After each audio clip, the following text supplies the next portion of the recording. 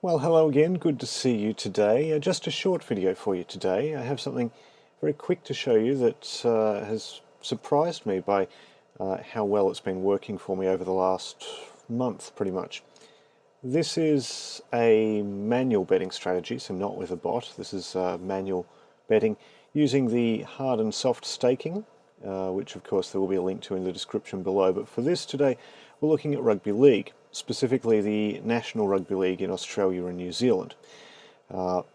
There's usually 8 games a week, sometimes slightly less. This week is one of those weeks with slightly fewer games.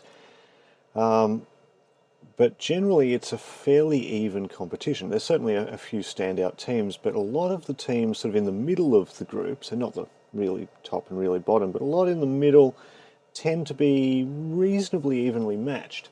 And it results in quite often outsiders, the non-favourite, winning a match. So I want to show you what I'm doing here. Now, if we have a look here in the hard and soft staking, in the cloud version here, you can see results here over the last month, roughly.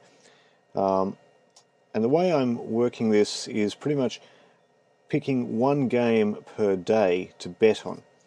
Now, you can see a lot of these have won over this time. There's been a few losses, but most of these have won.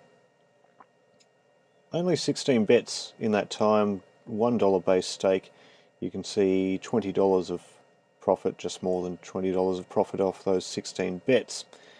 Now, if we have a look at the results here, we go back to round 7. The Dolphins won their game, paying $3.90. Roosters lost at $2.40. Eels won at $2.22, etc., etc., etc. And you can see it going down the page. Recently, it's been having quite a good run. Now, I say that I do one game per day. If we have a look here, you'll notice that I've missed a few days here. So have a look at round 10, for example. I got a game in on the 8th. I didn't get a game in on the 9th. Reason for that is that rugby league markets, especially NRL markets, tend to only fill up, as in have some money in them, on the day. There's not a huge amount of money in these markets, so there's no point trying to bet on them too early. I generally go of the morning of the games, possibly the afternoon of, if it's not too late in the day. But my criteria is that there has to be more than one game in the day. If it's only one game in the day, then it doesn't count. I'll show you my method for this here. So this is what a normal week would look like. Thursday you'd have one game, Friday you'd have 2 games, Saturday you'd have 3 games, Sunday you'd have 2 games. The way I would work this is that I would combine the Thursday and the Friday. I'd treat them as being one day. So of the 3 games across the Thursday and Friday, I would pick the team that is not favourite with the lowest price. I'll show you. I think that sentence makes sense, but we'll see how that looks in a moment. The other days, Saturday has 3 games, so that's easy enough to pick a game out of that. Sunday has 2 games again, can pick a day out of that. This week was a little bit different. There are only 7 games this week. This week we had 1 game on Friday, so I just ignored Friday completely. There were 3 games on Saturday. That was yesterday. I slept in a little bit yesterday, so I only just managed to get to the computer before the first of those games had kicked off. Now, a couple of the days I've missed have been because I was working the previous night and I didn't see enough money in the market to be thinking it was worth it before I went to bed. By the time I got up, it was too late. The games had started. So I ignored that. Now, Sunday, which is today, there are 3 games. The first one's at 2 o'clock, which is still 6 hours away roughly from where I am now as I record this. So I will have a look at today's games. So there's 3 games today, as I said. We've got South Sydney versus the Warriors, Penrith versus Parramatta, and Sydney versus Canberra. So, as you can see, there's tiny amounts in these markets, 916, 1081, 1626.